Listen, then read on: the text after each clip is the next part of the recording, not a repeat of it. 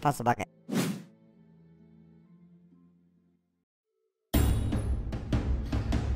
Alright, so we're playing on ladder. I kind of stick with ladder now, and it usually gives me a better assessment of the decks. Once you build a deck and you try it out, you want to go and play against AI. And then you actually want to, just like any other card game, play against another person. So that's what we're going to play here. Okay, so for Mulligan phase, I like to start with at least 3, if not 4 shrines. I only go with 3 shrines if I have something that I can play first turn, such as a Goblin Warrior, and then maybe something to follow up with. This is about near perfect. I have 4 shrines, a 1, a 2, and a 3. So that's great. The only difference is I have to have 2 levels for these. So let's keep these. Whoop, almost drew it again. And wait for Ironclad. Thanks for being on the video, Ironclad. If you need a consent form or something, because you're going to be featured on YouTube, just let me know. And, I'll send that out to you.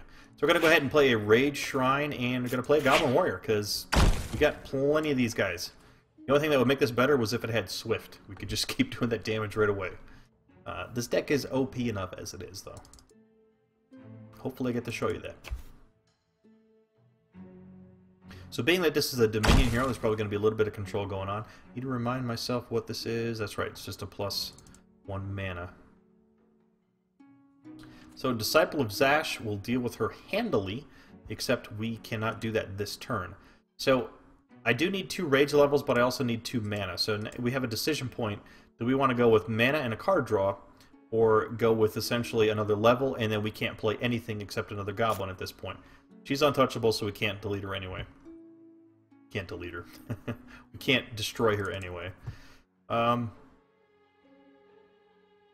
Because I only need 2 levels for almost this entire deck, I'm just going to go ahead and get the second rage level.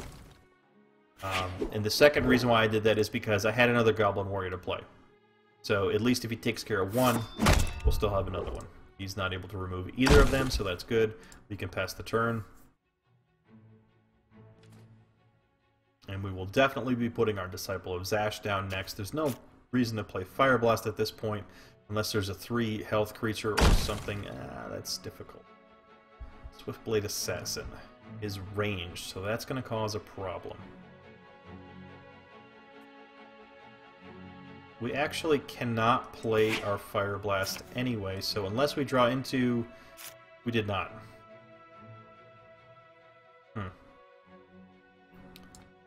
Instead, the Disciple of Zash. Why don't I go ahead and take care of this...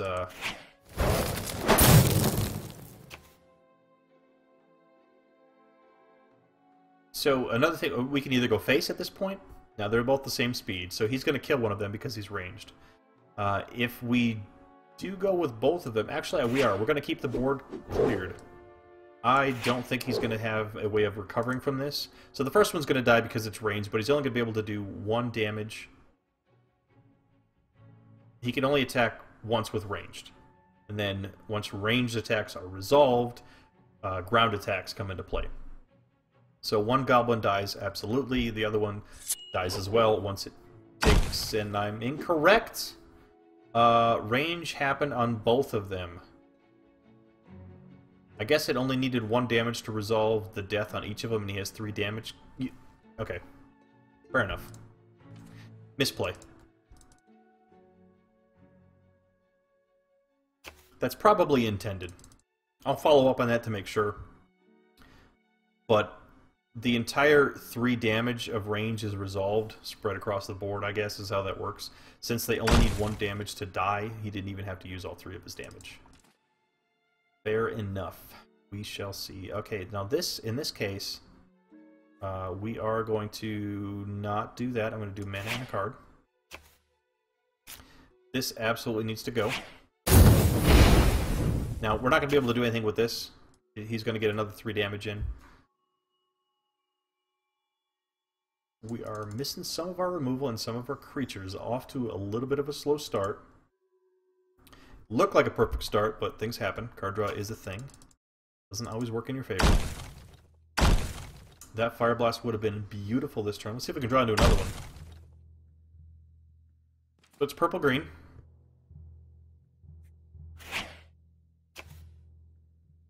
Now, the thing is, I could play Ram, but he's really not going to do me much good at this point, so I'm going to hold off on him, even though I have that card in my hand. Gibo and Roni are going to be... let's see here. We're going to have to play a Disciple, and instead of playing the second Disciple, I'm going to use his ability to take out one of these Aristocrats, because that's just 3 damage we can't afford at this point. Alright, he's got his removal.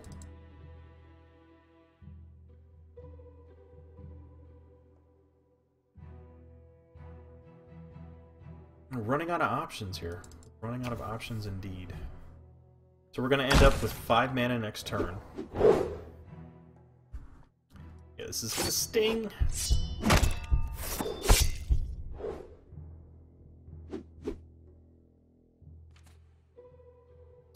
And we have nothing to... Alright, here we go. And not what we needed. Not what we needed at all. Definitely going to take that Aristocrat. And it looks like we're going to do some Gibo and Roni. 2 up on the board. Let's get some board presence. So we're falling behind. This is exactly what you don't want to happen with this deck. You do not want to fall behind. I'm actually going to... Okay, so Altar of Dragons requires 3 levels to play. So we're not going to play this skill yet because we can't use it, but we are going to do our Rage level so that we can get that 3rd one. And we'll play Ram this time. Saving 2 mana. He needs 2 mana to activate. I'm going to play a Lizard Man. These are too fast for us. And see, this is how we're essentially going to force, hopefully, a removal of one of these.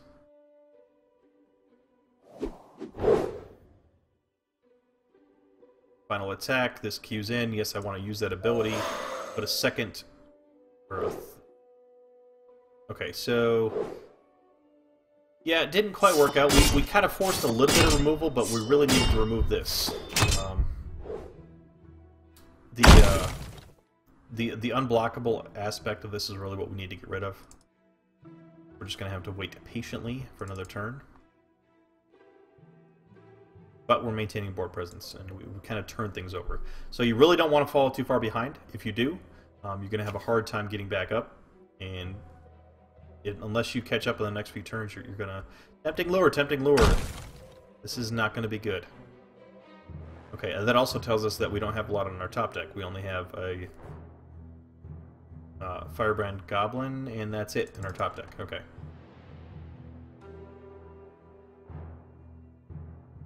However, we can use Altar of Dragons next turn.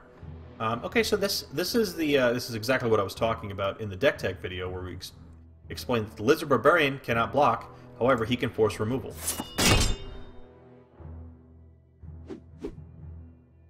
And little does he know, I have Altar of Dragons waiting to remove this elf.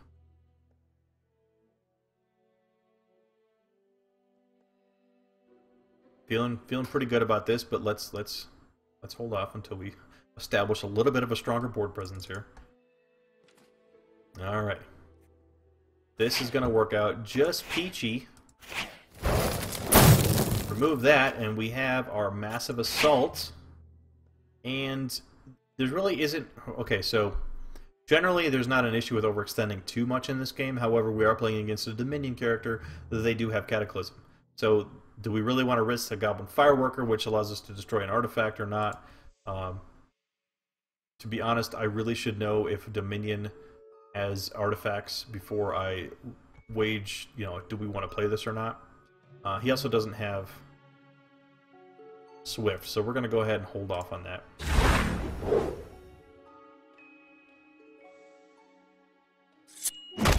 Okay. Looks like no Cataclysm was in hand. We didn't know that. We were just playing around it. And you know what? I am going to play this.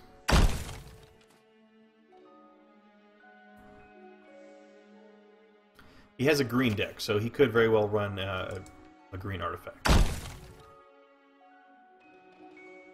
Extra mana. Those are bad. Those are very bad. But remember, we've got this, which is every turn. We want to get rid of the deadly aspect.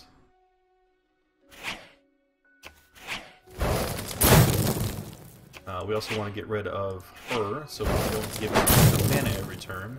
We will draw mana and a card. There's our Dragonfire. We're going to need it next turn. Let's just put all to face. And it looks like we're going to be short of lethal. He can only remove one of these. And then we can use our Dragonfire next turn, and the game's over. So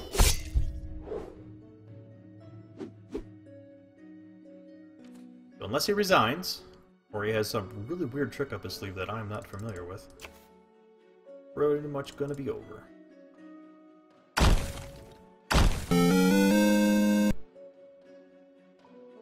And it looks like we are good. Alright, so here, Dragonfire for the ending. Big finish. There you go. There's the Rage Red Rush deck. Rage Red Rush. In all its glory. A little bit slower than sometimes it normally plays out. But thanks for watching. Let me know if you have any questions in the comments below, or what kind of deck you'd like to see next week for their deck tag feature. And I'll see you on the boards.